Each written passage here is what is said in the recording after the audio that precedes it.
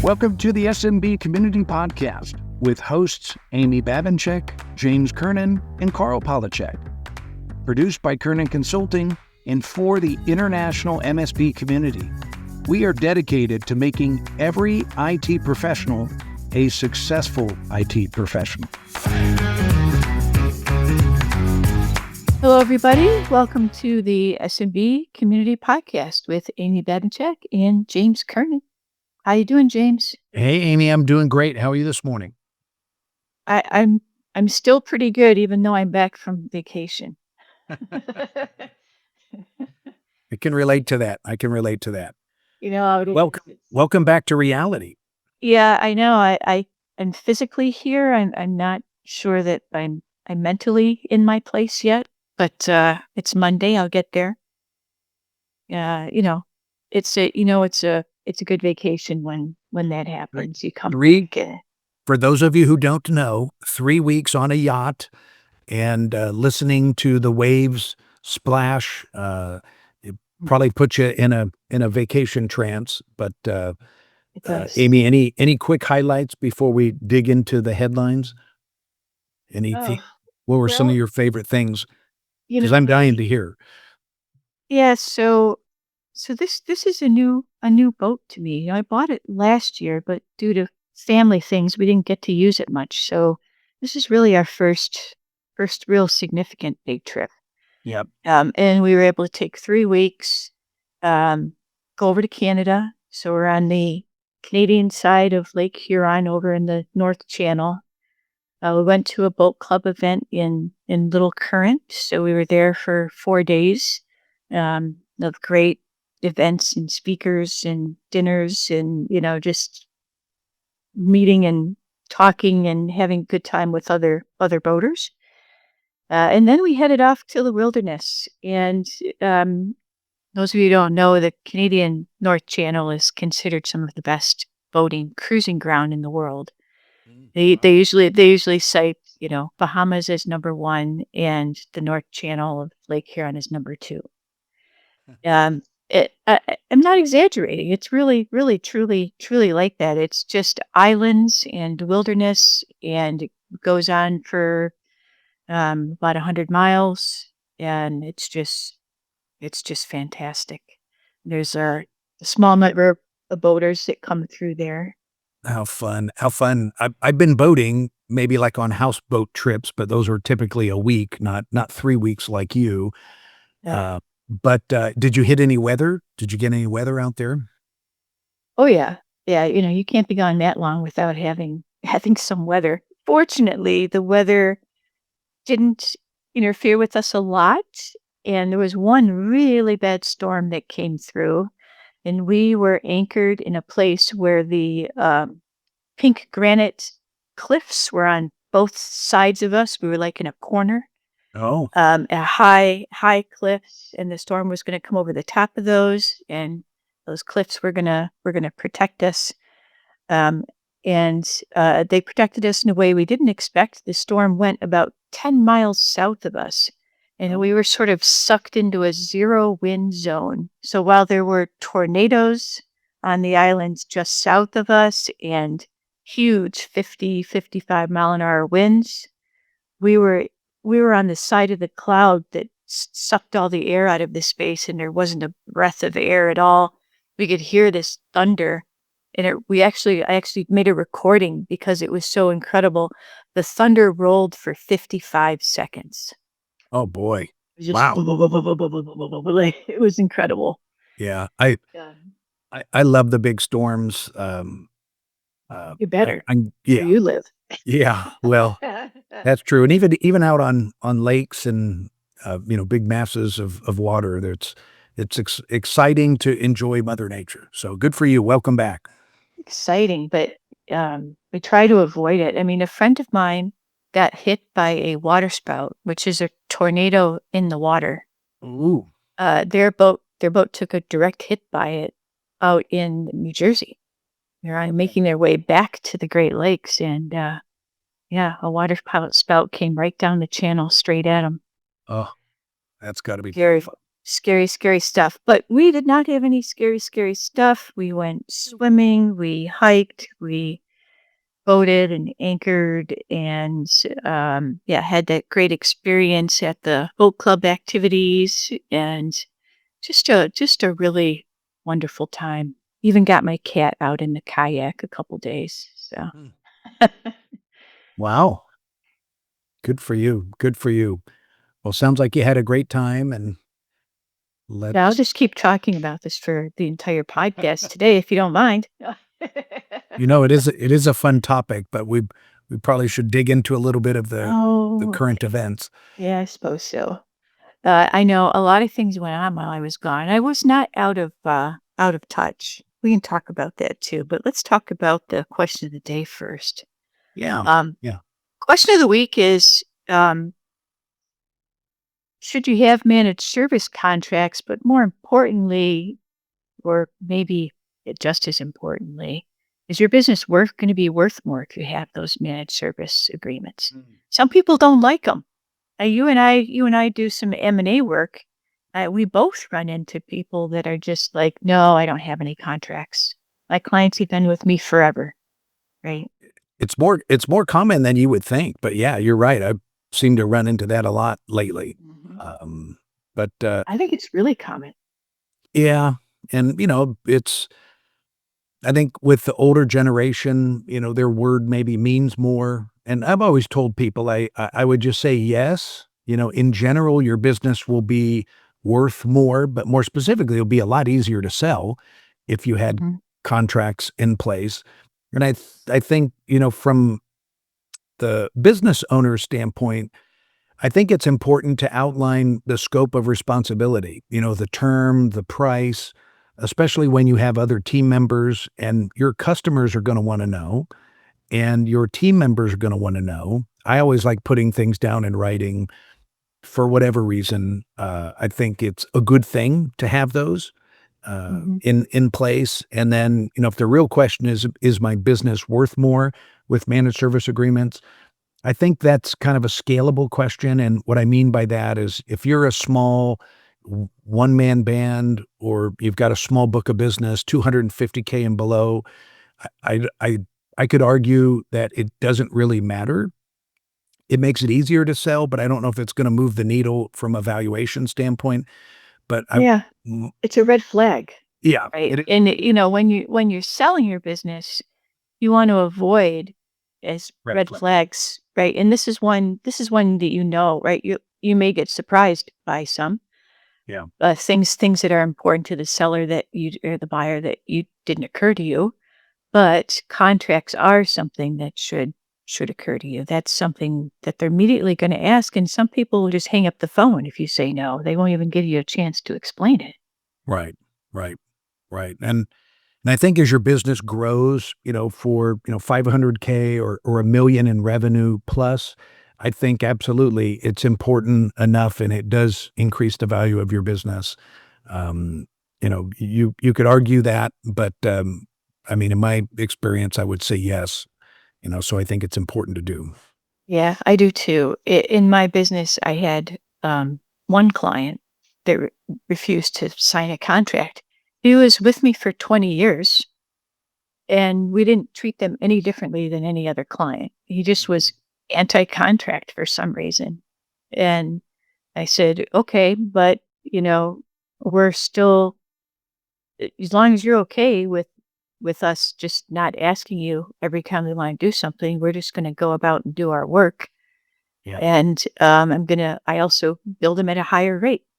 It's like you get billed at our non-contract rate and you could Yeah. save money by signing this contract. And he just, no, wouldn't do it. So, Hmm. uh, you know, 20 years of paying more money, but that's what he wanted to do. And Yeah. we didn't treat him any differently, but, it's just, I Yeah. too, in our M&A work, run into people that have no contracts, and it's not a problem if those clients have been with you for a very long time and you have been billing them as if they were contract clients. And like you said though, as your business grows, contracts are one of those systems that you need to have in place to show that you're a well-organized, well-run business. Yeah. Yeah. Documentation, setting expectations in writing. I think all those are really important. So Yeah. yeah, I agree. Agree Yeah. with you. Yeah. It's just one of those things you got to do. So if you don't have contracts, get after it. Your clients are not going to balk. They're not. They really won't. I mean, I just gave you an example of one that did, but I have 80 other examples of my other clients that didn't balk. So there's always one outlier, right? Yeah. Do you have contracts? Yeah, we do. Everybody's under contract. Well, except that one guy. But there's always an exception to everything. So, but get after it, get those contracts done. It is meaningful for your business, and if nothing else, it's just helps the buyer um, feel like you're a legit business, right? That they're talking to you for a good reason. So while I was gone, ChannelCon happened. You were there, right? Yeah, yeah, ChannelCon out in, Nashville at the Gaylord Opry Convention Center. That place was amazing. I have never been there, It's and it huge. was like its own amusement park. It was one of the biggest conference halls I've ever seen, and it looked like more of an amusement park, not a convention center, because there was a river going through several sections of it, restaurants everywhere, shopping. It looks Mhm. like some kind of fancy resort amusement park, but just an amazing conference. It's probably the best one. That's one of the big conferences that I go to every year because there's a lot of strategic vendors there. Yep. So it was basically a 3-day event. They had trade shows for 2 of those 3 days. A lot of great breakout sessions on marketing, leadership, just all over the map, good content, but great connections. People do business with people, and I like that face-to-face interaction, and this is one of those few events where, I mean, I see a lot of people there, so I was pretty busy, but yeah, I think this is one of the best ones yet. I agree. Well, I wasn't at this specific one, but I agree about that at ChannelCon in general. I was encouraging the folks in my mastermind groups to attend that. Yeah. It's in Nashville, super easy to get to from just about anywhere, and inexpensive. And the thing you get at ChannelCon that you don't necessarily get at any other conference is you get the top brass from those vendors in attendance. And I know that's why you were there, was to talk to those folks. Yep. And that's why MSP should go to that event, because that trade show is like none other. One, it's enormous because everybody there practically is a vendor. Yeah. And they're there for the same reason that you're there. It's to meet people and talk. And so when you go and you're talking to a vendor, yeah, there's going to be some of the lower level booth people there, but if you start asking questions and look serious, you're gonna find yourself meeting with the VP or the owner or Yeah. the channel development manager, or somebody like that, so you can really get good contacts with your vendors at that event like no other. Yeah, and it was, a big event, like you said, but it was really well laid out, very spread out, and it's when you go up to talk to someone, there's not 92 people in front of you, and, you Mm. can walk up and have meaningful, conversations with people, and, that's one thing I appreciated about it, but yeah, great event, so I look forward to that one next year. Yeah, so that's on the must attend list, Yep. for sure. A little bit of a abrupt transfer, but since we're talking about events, I saw a video this morning on LinkedIn, and it's by Dean Trimpalis of Empath, and he he was in attendance of event last week, which goes unnamed, and he witnessed a sexual assault incident. Oh. And this isn't the first time in our industry that this happened. Mhm. And he kind of titled this thing, nobody's here to F you. Right. Everybody's heavy. there. It's quite the headline. It's shocking. I think it was meant to be shocking, right? To Right. draw people's attention to it. Everybody should listen to this video that goes to conferences, because not only does he talk about what he witnessed here and has witnessed at other industry events over and over and over again, but he also talks about what you can do, right? And by just interrupting, interrupt, not Yeah. not rescue somebody, not be confrontational with the aggressor, but just disrupt the situation Yeah. and allow the person that's experiencing the sexual assault to then rescue themselves, right? Get out of the situation, go somewhere else. So it was a really good video on a really important topic, and I'm reminded of when I was in Australia speaking at an event, and at an after day I was at a dinner, and I asked some of the women, I said, well, I've only been to the SMB IT Pros event here in Australia, which is a fabulous event. Um, I've been there 4 times for that conference now. And I said to them, what other industry events, are there here in Australia? What other events do you attend? And I was just met with silence across the table. And then after a minute, one of them said, this is the only safe one to attend. Oh, It broke my heart. yeah, that's horrible. And, if in Australia conferences are chasing away females from attending, it's happening here too. And that's really what that he doesn't say that in that video, but um, you can deduce that that's what's happening here too. If it's not a safe space, women are not going to attend. Yeah. I'll have to check that out. I mean, I like, I don't like the headline, and honestly, I don't even it hurts my heart to just hear the topic. It's such a heavy topic, but it is real. Yeah. And I guess the saving grace of all of that is I like his practical application. I haven't seen the video, but I like Mhm. what you just shared, that how you could safely intervene, how you could stop it. And I think the key thing is how you can safely take action and disrupt things. You always have to be aware of your own safety as well, as the other person. But, it's as a male, if I saw something like that, I would want to intervene, and, getting tips on, the appropriate way to do that, or a safe way to do that, I think is good. And Yeah. yeah, it just, Just have to keep in mind that people that are working at the booth are paid to be friendly to you.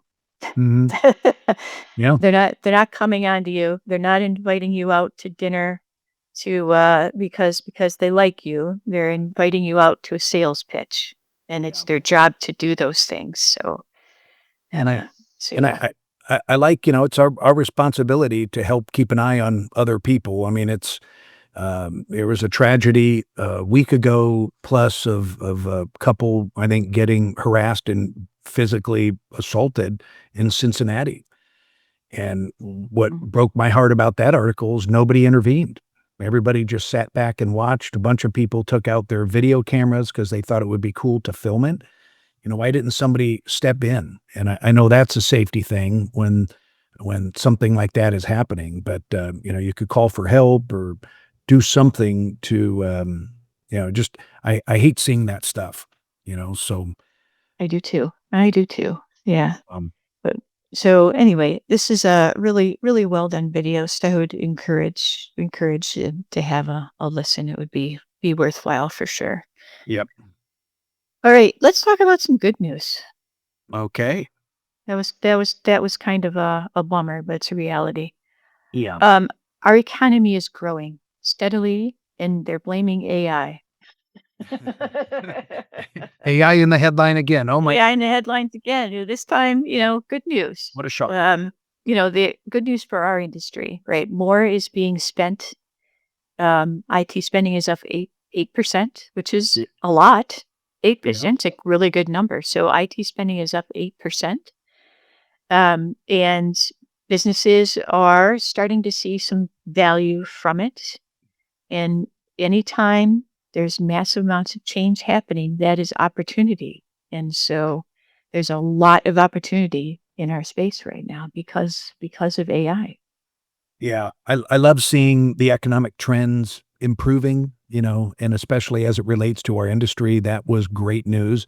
You know what I liked about that article, Amy, is it talked about IBM, and normally when you talk big company, big corporations like that with AI, you know, the the first sentence of that paragraph that was talking about, IBM says, "AI is already enabling, IBM to cut costs, projecting an increase in annual savings from 3.5 billion to 4.5 billion."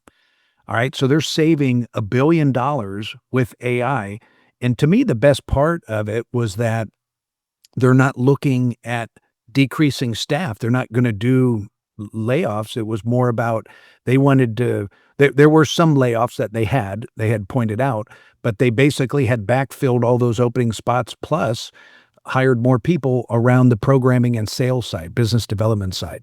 So, they're investing in growth, which I think is a good thing. So, I think that's really important. I think that's what we're gonna see yeah. nationwide across all industries, that the new technology won't necessarily result in fewer jobs, but it is definitely going to result in different jobs. Yeah. And this is an article from Business of Tech, and I know you're going to put these in the show notes. And there's another one that is also from Business of Tech. It's been doing some really good stuff lately. That Yeah. is talking about a survey from YouGov. Mhm. Um, 50% of non-users of AI believe it could jeopardize their job security, but only 18% of people that are using it um, think that it's going to jeopardize. So if you're using AI, you know more about it. I guess it's less scary, right? Yeah, You can see exactly. the purpose for it. And it looked like in that article, there was a generation gap where the younger generation is the one who's really embracing and using the tools and see the upside opportunity. And it's the older generation, unfortunately, that are less likely to be using the tools, but at the same token, see AI as a real threat for their job security. Yeah, it's So, that old "Who Moved My Cheese" problem, right? yeah. There's an old business book out there called "Who Moved My Cheese," and it's about change. And some people fight the change. And if you're older in the thing, you don't have to be old, but you could be 35 and have been in your career path for 10 years, and now suddenly AI comes along and puts a puts a right turn in your career path. Yeah. And that can definitely happen. That probably is happening to a lot of people. They can see the writing on the wall, and that makes them nervous, and maybe doesn't want them to see that in a positive way. But I think if you are open to it and you are able to see the future and you're ready to learn, the opportunities are going to be there for you. Exactly. It's an amazing opportunity, regardless if you're young, old, whatever. It's an amazing opportunity in front of you. You just have to act on it. And Yeah. we talk about AI often on the program, almost on a weekly basis. And I love that old quote from Sharon Sobel. I remember seeing, AI is not going to replace you, but a person trained on AI will or could. Yep. So you take advantage of that AI training opportunity, and you'll be fine. You'll be fine. I agree. Surprisingly to me, it said in that same article, um, m- people that are in the working class, Mhm. that are in the service and sales, end of things, they're really nervous about AI and they think it's going to replace them. Hmm. And I don't think that's going to be the case. I Yeah. I th- where we see AI really making the most impact for businesses are on much higher wage earners. So I think Right. people up in middle management and marketing and sales, they need to learn to adopt AI, even legal, medical. These are the real targets for AI right now. Yeah, that's a So, great point. You're reminding me of a conversation I had with an executive just last week of a big publicly traded company outside the industry, but he was talking about AI in their business and repeated almost exactly what you just said around, the ones who need to be afraid are the, senior leadership, middle level leadership, but it's the working class. Those are the ones that are really going to benefit from this because of job security. You can't replace that hands-on stuff. And we even talked about the trades. So, other industries like, HVAC, plumbing, electrical, those are all hand-on trades, automotive body repair, painters. You know how much money they're all making now? Like, right out of, their internships or their journey, the apprentice programs, they're making six figures right out of the get-go.